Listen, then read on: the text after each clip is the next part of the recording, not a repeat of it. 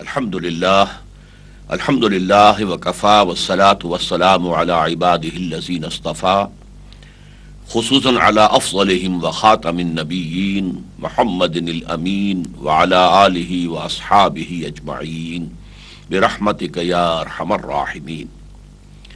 اما بعد فقد قال اللہ تبارک وتعالی کما ورد فی سورۃ الاحزاب اعوذ باللہ من الشیطان الرجیم بسم اللہ الرحمن الرحیم ما كان محمدا ابا احد من رجالكم ولكن رسول الله وخاتم النبيين وكان الله بكل شيء عليما.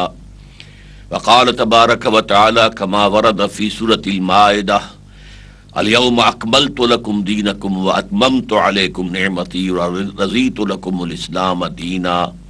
وقال صلى الله عليه وسلم كما ورد في سورة الصف يريدون ليطفئوا نور الله بأفواههم والله متم نوره ولو كره الكافرون. صدق الله العظيم. وقال النبي صلى الله عليه وسلم انما بعثت لأتمم مكارم الاخلاق او كما صلى الله عليه وسلم. رب اشرح لي صدري ويسر لي امري واحلل عقدة من لساني يفقهوا قولي. محترم ناظرین، السلام علیکم ورحمۃ اللہ وبرکاتہ. ماہ ربیع الاول کی برکتوں اور سعادتوں میں حصہ لینے کے لیے یہ جو سلسلہ گفتگو کا میں آج شروع کر رہا ہوں، اس میں آج کا عنوان ہے نبی اکرم صلی اللہ علیہ وسلم کی فضیلت کی اصل بنیاد. ہمارے ہاں نبی اکرم صلی اللہ علیہ وسلم پر ختم نبوت کو ایک بہت بڑا اعزاز اور اکرام بھی سمجھا جاتا ہے، اور ہمارا متفق علیہ یہ عقیدہ ہے کہ آپ پر نبوت و رسالت ختم ہو گئی، اور آپ کے بعد یا آپ کے اپنے زمانے میں نہ کوئی نبی تھا نہ ہوگا، اور جو بھی کوئی نبوت کا دعویٰ کرے وہ دجال اور کذاب، اور جو کوئی اس کی تصدیق کرے وہ دائرہ اسلام سے خارج. اس حوالے سے ہمارے ہاں ساری جو گفتگو ہوتی ہے بالعموم وہ سورہ احزاب کی ایک گفتگو کے حوالے سے، ایک آیت کے حوالے سے ہوتی ہے. ما کان محمد ابا احد من رجالکم ولکن رسول اللہ وخاتم النبیین. محمد صلی اللہ علیہ وسلم تم میں سے کسی مرد کے باپ نہیں ہیں، بلکہ وہ تو اللہ کے رسول ہیں اور نبوتوں کے ختم کرنے والے ہیں، نبوت کے ختم کرنے والے ہیں، اور اللہ یقیناً ہر چیز کا علم رکھتا ہے. اس آیت کے حوالے سے ختم نبوت پر ہمارے ہاں پرزور تقاریر بھی ہیں اور بڑی ضخیم اور مؤثر تصانیف بھی موجود ہیں. آج میرے عرض کرنے میں سب سے پہلی بات یہ ہے کہ حضور کے پر نبوت کے ختم ہونے کے دو مفہوم ہیں. ان دونوں مفاہیم میں ختم کا لفظ ہماری اپنی زبان میں بھی استعمال ہوتا ہے. مثلا ہم کہتے ہیں کہ آٹا ختم ہو گیا، پیسے ختم ہو گئے، اور سکول کا بچہ کہتا ہے میں نے اپنا کام ختم کر لیا، جو ہوم ورک دیا گیا تھا وہ میں نے ختم کر لیا. تو اب یہاں دو معنی مختلف ہو گئے. ایک یہ کہ کوئی چیز پہلے تھی اب نہیں رہی، آٹا تھا اب نہیں ہے، ختم ہو گیا، پیسے تھے اب ختم ہو گئے. اور ایک یہ ہے کہ کوئی چیز مکمل ہو جائے، کسی کو مکمل کر دیا جائے، کہ بچے کو جو کام دیا گیا تھا اس نے مکمل کر دیا، تو اس نے کہا میں نے اپنا کام ختم کر دیا. اسی اعتبار سے ختم نبوت کے دو مفہوم ہیں. ایک یہ مفہوم کہ آپ صلی اللہ علیہ وسلم پر نبوت اس طور سے ختم ہوئی کہ اب آپ کے بعد کوئی نبی قیامت تک نہیں آئے گا، اور ایک اس مفہوم کہ آپ پر نبوت و رسالت کی تکمیل ہو گئی. اب یہاں قابل غور مسئلہ یہ ہے کہ پہلے مفہوم میں ختم نبوت واقعہ ہے، حقیقت ہے، لیکن اس میں فضیلت کا کوئی پہلو تو نہیں ہے. ایک چیز چلی آ رہی تھی، ایک جگہ آ کر ختم ہو گئی، تو فضیلت کیا ہوئی؟ بلکہ اس اعتبار سے نبوت کے بعد جھوٹے مدعیوں نے یہ دلیل اختیار کی کہ نبوت تو رحمت ہے، رحمت کیسے ختم ہو سکتی ہے؟ رحمت کا سلسلہ جاری رہے گا. یہ دلیل بھی تھی کہ نبوت لوگوں کی ہدایت کے لیے، انسانوں کی ہدایت کے لیے، انسان ختم نہیں ہوئے، نبوت کیسے ختم ہو سکتی ہے؟ اس قسم کے دلائل سے انہوں نے اجرائے وحی اور اجرائے نبوت کے لیے ایک بنیاد فراہم کی ہے۔ بہرحال وہ بنیادیں تو جیسا کہ میں بعد میں آپ سے تفصیلاً عرض کروں گا، بالکل بے پادر ہوا ہے، ان کی کوئی حیثیت نہیں ہے، لیکن یہ کہ واقعتاً یہ کم سے کم ماننا ہوگا کہ ختم نبوت میں حضور کی فضیلت کا کوئی پہلو نہیں ہے، وہ ایک واقعہ ہے، ایک حقیقت ہے، اور چونکہ اس کی قانونی اہمیت ہے کہ ختم نبوت میں جو شخص رکھنا ڈالے گا وہ پھر دائرہ اسلام سے خارج ہے، وہ مرتد ہے، وہ کافر ہے۔ یہی وجہ ہے کہ ہمارے علماء کرام نے ختم نبوت کے اس پہلو کو بہت واضح کیا، بہت نمایاں کیا، اس پر ضخیم تصانیف لکھی، اس لیے کہ قانونی اہمیت ہے۔ کوئی شخص مسلمان رہا یا نہیں رہا، کوئی شخص دائرہ اسلام میں ہے یا خارج ہو گیا ہے، تو لہٰذا جو ہمارے فقہاء ہیں جن کے پیش نظر زیادہ تر جو دین کا قانونی پہلو ہے وہ رہتا ہے، انہوں نے اس کو خوب اجاگر کیا، اور اتنا اجاگر کیا، اور اتنا واضح کیا، اور اتنا مبرہن کیا کہ اس پر اب کوئی اضافہ نہیں کیا جا سکتا۔ البتہ اس کا ایک نتیجہ یہ نکلا کہ جو ختم نبوت کا دوسرا مفہوم ہے وہ نگاہوں سے اوجھل رہا ہے، یا کم سے کم اس پر جو مناسب ایمفیسس ہونا چاہیے، جو تاکید اور زور ہونا چاہیے تھا، وہ ہمارے ہاں نہیں ہوا۔ حالانکہ واقعہ یہ ہے کہ آپ کی فضیلت کی اصل بنیاد کیا ہے کہ آپ پر نبوت اور رسالت کی تکمیل ہو گئی۔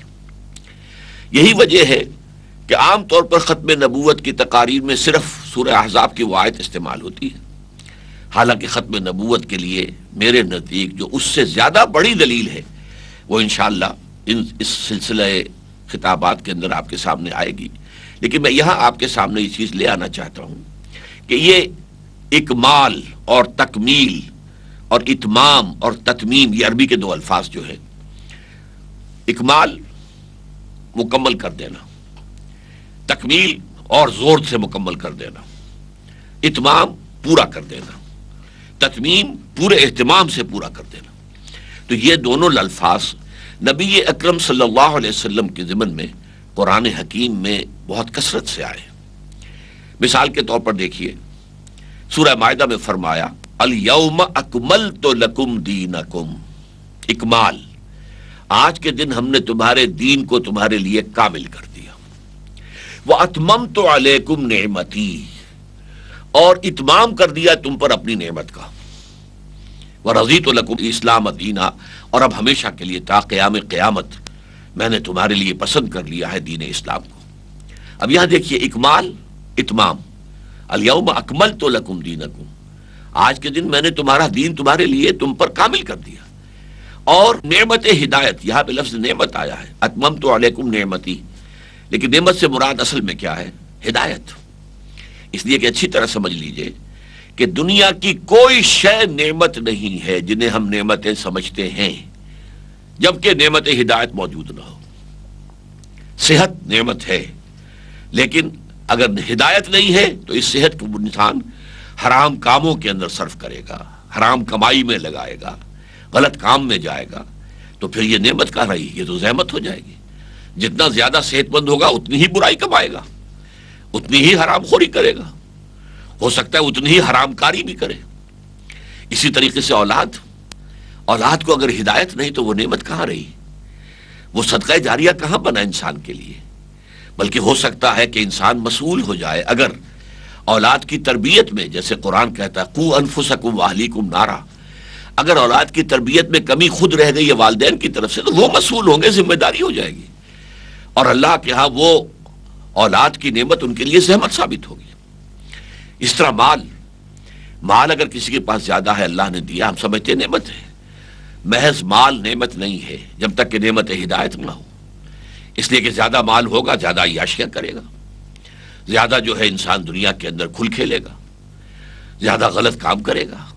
ہاں مال ہے، ہدایت بھی ہے، تو اب یہ نعمت ہے، اسے اللہ کی راہ میں خرچ کرے گا، غرباء و مساکین پر صرف کرے گا، اللہ کے دین کی دعوت کے لیے لگائے گا، اللہ کے دین کو غالب کرنے کی جد و جہد میں صرف کرے گا۔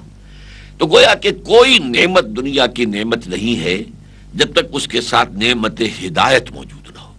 تو یہاں جو فرمایا گیا اتممت علیکم نعمتی، اس سے مراد کیا ہے کہ نعمت ہدایت تم پر کامل کر دی گئی۔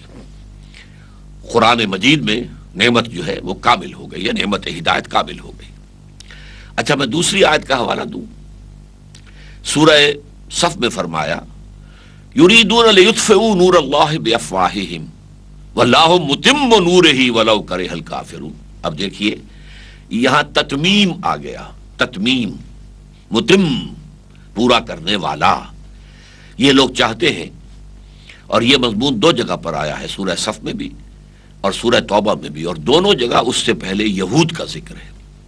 مراد کیا ہے کہ یہودی یہ چاہتے ہیں کہ وہ اللہ کے نور کو اپنی منہ کی پھونکوں سے بجھا دیں، جیسے مولانا ظفر علی خان نے کہا تھا کہ نور خدا ہے کفر کی حرکت میں خندزن، پھونکوں سے یہ چراغ بجھایا نہ جائے گا۔ یریدون لیطفئوا نور اللہ بافواہہم واللہ متم نورہ، اور یہ تاکید ہے بہت، یہ نہیں کہا واللہ یتم نورہ، نہیں، اس لیے کہ وہ تو ایک فعل ہو جائے گا، یہاں فاعل۔ اللہ تو اپنے نور کا اتمام فرمانے والا ہے، فرما کر رہے گا، وَلَوْ كَرِهَ الْكَافِرُونَ، چاہے یہ کافروں کو کتنا ہی ناپسند ہو۔ اب دیکھا آپ نے، اتمام، تتمیم۔ یہی آیت آئی ہے تھوڑے سے لفظی فرق کے ساتھ سورہ توبہ میں، یریدون ان یطفئوا نور اللہ بافواہہم، یا لام کی بجائے ان آ گیا۔ وَيَأْبَى اللَّهُ إِلَّا أَن يُتِمَّ نُورَهُ، اور اللہ کو ہرگز منظور نہیں ہے مگر یہ کہ وہ اپنے نور کا اتمام فرمائے، نور کی تکمیل کرے، وَلَوْ كَرِهَ الْكَافِرُونَ، چاہے یہ کافروں کو کتنا ہی ناگوار ہو۔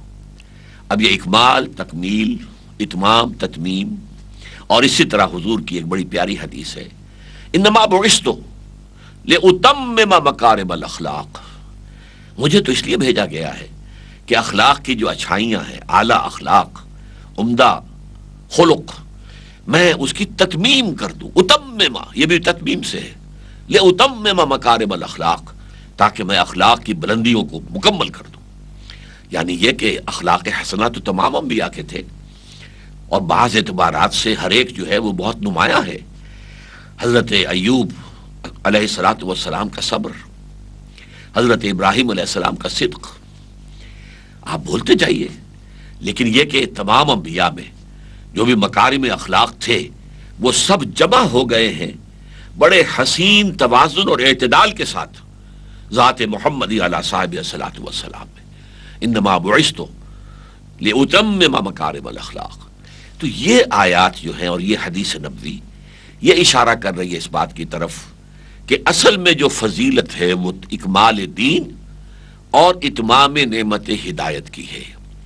یہ تکمیل نبوت و رسالت کے مظہر ہیں، اور اصل میں نبی اکرم صلی اللہ علیہ وسلم کی فضیلت اسی بنیاد پر قائم ہے۔ ورنہ تو جیسا کہ میں نے کہا تھا، کچھ لوگ گمراہ کرنے والے لوگ، ضال اور مضل لوگ، وہ یہ دلیل لاتے ہیں نبوت رحمت ہے، رحمت ختم کیسے ہو سکتی ہے؟ اسی طریقے سے نبوت لوگوں کے لیے تھی، لوگوں کی ہدایت کے لیے تھی، لوگ موجود ہیں، نبوت کیسے ختم ہو سکتی ہے؟ اسی طریقے سے نبوت جو ہے وہ اللہ تعالیٰ کا ایک انعام ہے لوگوں کے لیے، وہ کیسے ختم ہو سکتا ہے؟ تو اس اعتبار سے واقعتاً صرف ختم نبوت اگر سامنے رہے، کیونکہ ہمارے ہاں اسی پر ایمفیسس ہے، تاج و تخت ختم نبوت صلی اللہ علیہ وسلم، ختم نبوت کا تاج بھی آپ کے فرق مبارک پر ہے، آپ کے سر مبارک پر ہے، اور تکمیل رسالت کا باب بھی کا بھی جو ہے تاج آپ کے سر پر ہے۔ اب یہاں میں ایک بات تھوڑی سی اور واضح کر دوں، نبوت اور رسالت میں فرق کیا ہے؟ دیکھیے، اس پہ اگرچہ بہت سی گفتگویں لوگوں نے کی ہیں۔ بعض کا خیال ہے کہ رسول وہ ہوتا ہے جو نئی شریعت لے کر آئے، اور نبی وہ ہوتا ہے جو نئی شریعت نہ لائے۔ بعض کا خیال ہے کہ رسول وہ ہوتا ہے جو کتاب لائے، اور نبی وہ ہوتا ہے جو کتاب نہ لائے۔ یہ ساری باتیں یہ قاعدہ کلیہ کی حیثیت سے صحیح نہیں ٹھہرتی، اس لیے کہ حضرت داؤد کو دیا گیا ہے، کتاب دی گئی زبور، لیکن وہ نبی ہے، رسول نہیں تھے۔ اس اعتبار سے قاعدہ کلیہ ٹوٹ گیا۔ اور حضرت عیسیٰ علیہ السلام نئی شریعت کوئی نہیں لائے، وہ شریعت موسوی کی تجدید کے لیے تشریف لائے تھے، لیکن پھر بھی آپ رسول ہیں۔ اس اعتبار سے وہ دونوں چیزیں جو ہے وہ پورے اس معاملے کو واضح طور پر واضح بیان نہیں کر سکتے۔ البتہ ایک چیز متفق علیہ ہے تمام مسلمانوں کے، تمام علماء کے، کہ نبوت عام ہے، رسالت خاص ہے۔ اس کا نتیجہ کیا نکلا کہ ہر رسول تو لازماً نبی ہے، ہر نبی لازماً رسول نہیں ہے۔ ایک عام شے ہے، ایک خاص شے ہے۔ نبوت عام ہے اور رسالت خاص ہے۔ اب اس میں غور کیجئے، ہمارے ہاں عام طور پر، مجھے صحیح طور پر معلوم نہیں ہے کہ اس عقیدے یا خیال کی بنیاد کس حدیث پر ہے، لیکن یہ کہ عام خیال ہے کہ انبیاء 1.25 لاکھ آئے اور رسول 313 آئے، اور یہ تعداد اس اعتبار سے بڑی پیاری تعداد ہے کہ 313 تھے اصحاب بدر۔ گویا کہ رسولوں کی تعداد اگر یہ صحیح ہے تو اس کے مطابق حضور کے ساتھی تھے جنگ بدر میں، اور حضور کا جو خطبہ ہوا ہے، خطبہ حجۃ الوداع، اس میں 1.25 لاکھ آدمی تھے، 1,24,000، اور یہ گویا تعداد مطابقت رکھتی ہے انبیاء کی تعداد سے۔ بہرحال اب آپ سوچئے کہ جو شخص نبی بھی ہے رسول بھی ہے، جیسے کہ محمد رسول اللہ، قرآن میں آپ کو یہ بھی کہا گیا یا ایھا النبی لما تحرم ما احل اللہ لک تبتغی مرضات ازواجک، اے نبی آپ کیوں حرام ٹھہرا رہے ہیں اپنے اوپر وہ شے جو اللہ نے حلال کی ہے اپنی بیویوں کی رضا جوئی کے لیے۔ اسی طرح یا ایھا النبی اذا طلقتم النساء فطلقوہن لعدتہن، اے نبی آپ اپنے ساتھیوں سے کہہ دیجئے کہ جب تم لوگ اپنی بیویوں کو طلاق دو تو وہ عدت کے حوالے سے دو، یہ نہیں ہے کہ بس طلاق دی اور معاملہ ختم ہو گیا، وہ عدت اس کے بعد رہے گی۔ یہاں آپ کو یا ایھا النبی کہا، یا ایھا النبی انا ارسلناک شاہدا ومبشرا ونذیرا وداعیا الی اللہ باذنہ وسراجا منیرا۔ پھر یا ایھا الرسول بھی آتا، یا ایھا الرسول بلغ ما انزل الیک من ربک وان لم تفعل فما بلغت رسالتہ، اے رسول جو کچھ آپ کے پاس بھیجا گیا ہے، پہنچایا گیا ہے اللہ کی طرف سے، نازل کیا گیا، اسے پہنچا دو۔ اگر آپ نے کوئی کوتاہی کی، معاذ اللہ ثم معاذ اللہ، امکانی طور پر اگر آپ نے اس میں کوئی کمی کر دی تو آپ نے حق رسالت ادا نہیں کیا۔ تو آپ نبی بھی ہے، رسول بھی ہیں۔ اب آپ کی شخصیت مبارکہ میں نبوت اور رسالت کا کیا تعلق ہے؟ اس میں جو بات میرے نزدیک بہت زیادہ عام فہم ہے اور معاملے کو سلجھا دیتی ہے، ابھی تک میں دونوں ہتھیلیوں کو یوں جوڑ رہا تھا، اب یوں جوڑ رہا ہوں۔ نبوت کا رخ اللہ کی طرف ہے، اللہ سے لینے والی شے نبوت ہے، وحی آ رہی ہے، وحی آ رہی ہے، وحی انبیاء پر بھی آتی تھی، رسولوں پر بھی آتی تھی۔ لینا والا رخ، وہ انٹینا، وہ جو ہے اس کا رخ ادھر ہے جو کہ وحی کو کیچ کر رہا ہے، فرشتے سے آ رہا ہے پیغام، اور یہ رخ دینے والا ہے، پہنچانے والا ہے۔ اسی لیے جاؤ، آپ کو معلوم ہے کہ کوہ حرا پر بھی حضور کو نبوت تو عطا کی گئی۔ نبوت تو آپ کی پیدائشی آپ نبی تھے، عالم ارواح بھی نبی تھے، لیکن نبوت ظاہر ہوئی، لیکن رسالت ابھی شروع نہیں ہوئی۔ رسالت شروع ہوئی جب آپ کو یہ حکم آ گیا کہ یا ایھا المدثر قم فانذر وربک فکبر، اے لحاف میں لپٹ کر لیٹنے والے صلی اللہ علیہ وسلم، کھڑے ہو جاؤ، کمر کس لو اور لوگوں کو خبردار کرو کہ مرنے کے بعد اللہ کے حضور میں اپنے خالق اور مالک اور پروردگار کے حضور میں پیش ہونا ہوگا، جواب دہی ہوگی، اور اے نبی اللہ کی کبریائی کا اعلان کرو، اللہ کی کبریائی کو دنیا میں قائم کرو۔ یہ رسالت ہے۔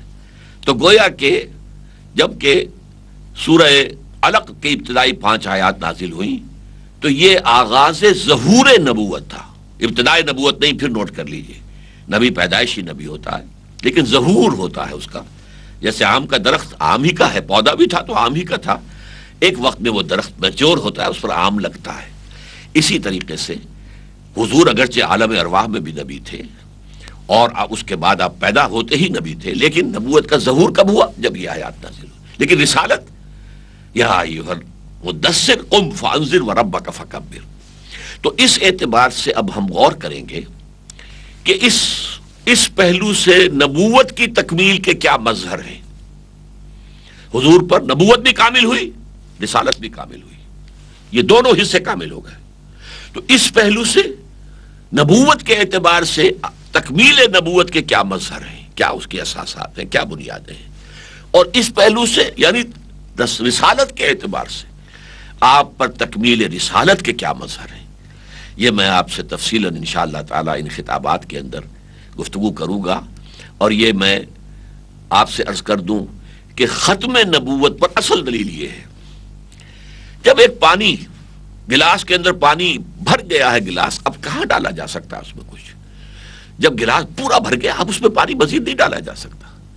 اب اگر نبوت کامل ہو گئی اب اس میں نبوت نہیں آ سکتی مزید، یہ فطری ایک قانون ہے۔ رسالت کامل ہو گئی اب مزید رسالت کا کوئی سوال پیدا نہیں ہوتا۔ تو تکمیل نبوت و رسالت فلسفیانہ اعتبار سے زیادہ بڑی دلیل ہے ختم نبوت کی، بنسبت یہ کہ ہم صرف اس آیہ مبارکہ کا حوالہ دیا کریں کہ ما کان محمد ابا احد من رجالکم ولکن رسول اللہ وخاتم النبیین۔ یہ آیت ہے ختم نبوت کے اوپر، یہ گویا کہ ایک یوں سمجھے کہ حرف آخر ہے، لیکن اس میں ختم نبوت کا صرف ایک پہلو سامنے آیا ہے، ختم نبوت کی تکمیل کا پہلو سامنے نہیں آیا ہے۔ اللہ تعالی ہمیں تکمیل نبوت اور رسالت کے جو مظاہر ہیں ان کو سمجھ دے اور ان کا پورا فہم و شعور حاصل کرنے کی توفیق عطا فرمائے، اور پھر جو اس کے عملی تقاضے ہوں جو سامنے آئیں گے انشاءاللہ ان گفتگوؤں کے اندر، پھر ان کو بھی بھرپور طریقے پر ادا کرنے کی ہمیں توفیق عطا فرمائے۔ اقول قولی ھذا واستغفر اللہ لی ولکم ولسائر المسلمین والمسلمات۔